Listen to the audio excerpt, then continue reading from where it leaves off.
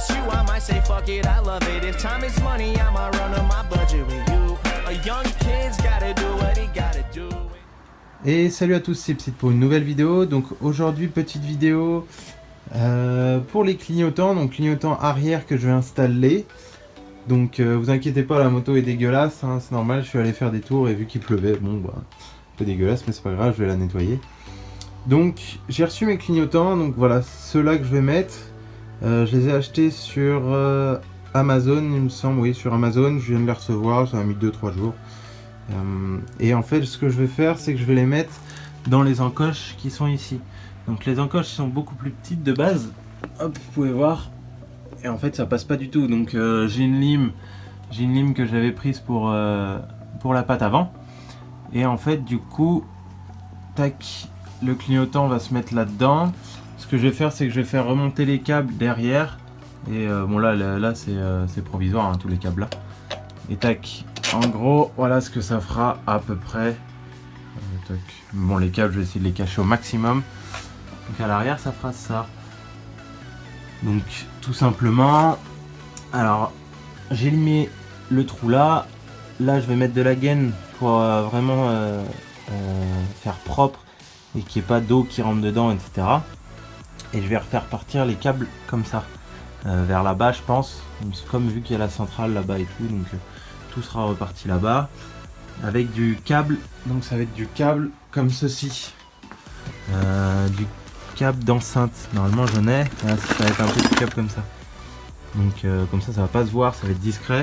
J'en ai bien 2-3 mètres, donc ça devrait suffire. Donc ça, ce que je vous conseille, donc en plus ce qui est bien, c'est que sur ces câbles là c'est noté le plus et le moins. Donc hop, c'est de l'autre côté. Donc le plus, c'est où il y a toutes les écritures, pardon. C'est là où il y a plus toutes les écritures, et le noir, noir, c'est où il n'y a rien en fait. C'est la masse. Et puis après, je mettrai de la gaine thermo comme ça pour faire propre. Je vous reprends juste après, quand j'ai au moins monté un clignot. Donc j'y ai pas pensé, mais juste avant de vous faire voir le rendu avec le clignot, ce que je vais faire, c'est que je vais vous faire un petit tuto comme j'avais fait, mais bon, je vous le redis, pour ceux qui ne l'ont pas vu. Pour faire les raccords électriques, de bons raccords électriques qui tiennent dans le temps et qui sont propres, qui prennent pas l'humidité, donc il vous faudra de la gaine thermo, un fer à souder. Donc là, moi c'est un fer à souder basique, hein, il n'y a pas 36 000 fers à souder à acheter non plus. Tac, vous avez votre fil, vous l'étamez, donc ça veut dire étamer, ça veut dire que vous prenez de l'étain, donc tac, comme ça, vous prenez de l'étain, vous faites chauffer le fil. Et une fois que votre fil sera chaud, en fait, vous rapprochez l'étain et comme ça, en fait, l'étain va se mettre sur le fil, ça va vous faire un fil tout dur. Et vous faites pareil sur l'autre fil. Comme ça, dès que vous allez prendre les deux fils et vous allez les chauffer, ils vont comme se fusionner et ça ira, enfin, ça sera beaucoup plus solide que des cosses ou n'importe quoi. Ça prendra pas l'humidité si vous mettez de la gaine thermo. Donc ensuite, dès que vous avez fait ça, désolé pour le focus parce que je vois qu'il se fait pas, mais bon, c'est pas trop de ma faute. Tac, vous mettez cette gaine là dessus et pareil sur l'autre. Soit vous faites que le plus, comme ça le plus et le moins ils se touchent pas, sinon ils vont se toucher en fait.